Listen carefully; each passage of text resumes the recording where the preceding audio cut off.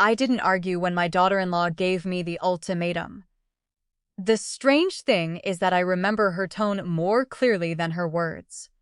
We were sitting in my son's dining room, discussing plans for their wedding anniversary. It should have been an ordinary conversation. Instead, an old disagreement resurfaced. Something minor that had grown larger every time it was retold. I explained my side once. My son looked down at the table. My daughter-in-law folded her arms. Then she said, "You can apologize, or you don't have to come." The room became very quiet. I waited for someone to say the situation was getting out of hand. Nobody did. What bothered me wasn't being excluded from a party. At my age, missing one celebration wasn't a tragedy. What bothered me was realizing that everyone seemed comfortable with the idea that my presence was conditional. After a moment, I nodded. "All right," I said. That was the end of the discussion. At least, that's what they thought. 3 days later, I boarded a flight to the Maldives. People imagine dramatic decisions happen with anger. Mine didn't. The truth is that I was tired. For years after my wife passed away, I had focused almost entirely on helping my son and his family. Some of it was emotional support. Some of it was practical. A lot of it was financial. When my son wanted to expand his business, I helped secure funding. When expenses piled up, I covered gaps. When they needed access to accounts, services, and credit arrangements that carried my name and history, I signed paperwork because I trusted them. None of it felt unusual at the time. Families help each other. But sitting alone beside the ocean, with nobody asking me for anything, I started reviewing my finances. Not because I was plotting revenge. Because for the first time in years, I had enough distance to look honestly at my own life. I noticed something uncomfortable. Many of the systems keeping their household and business running still depended on me. Not because I controlled them, because I had never removed myself from them. I had become part of the foundations, and everyone had forgotten the foundation was there. Including me. For several days, I met with advisors by video call. We reviewed everything. Joint arrangements, authorized access, guarantees, linked accounts, automatic payments. Nothing illegal, nothing secret, nothing dramatic. Just paperwork. At the end of each conversation, I asked the same question. What happens if I step away? The answer was usually simple. They would become responsible for their own obligations, so I signed the forms. One after another. The changes weren't emotional.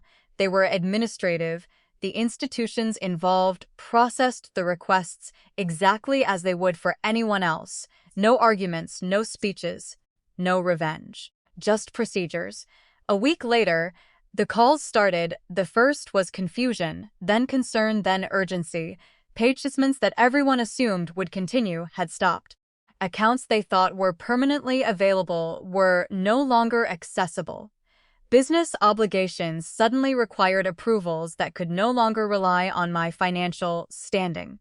My son called repeatedly. I answered eventually. He sounded frustrated. "Why didn't you tell us?" I looked out at the water before responding. "Tell you what? That all of this depended on you." I almost laughed, not because it was funny, because I genuinely thought they knew.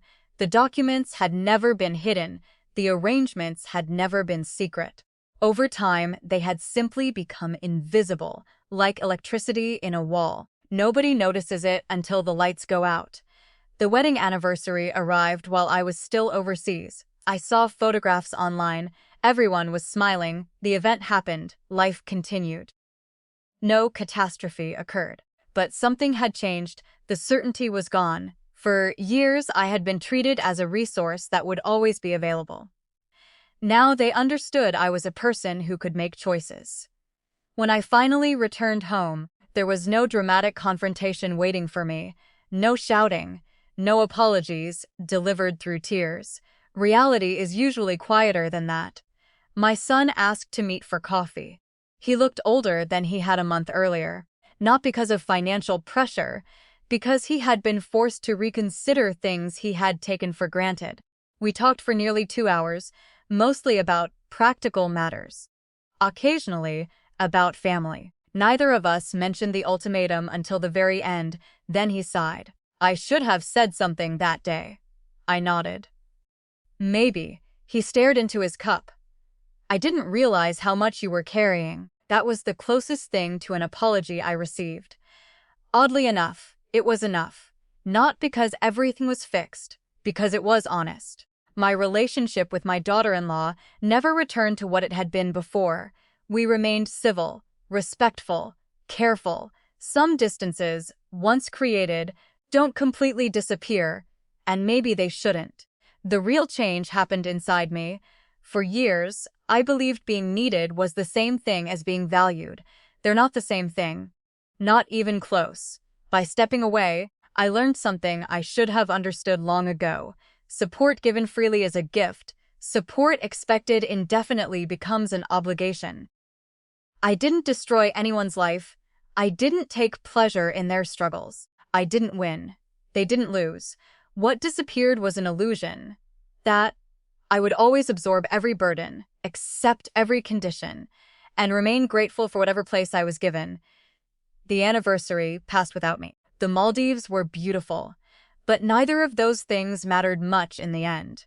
What mattered was that, for the first time in a long while, I came home with my self-respect intact. And that was worth more than any invitation.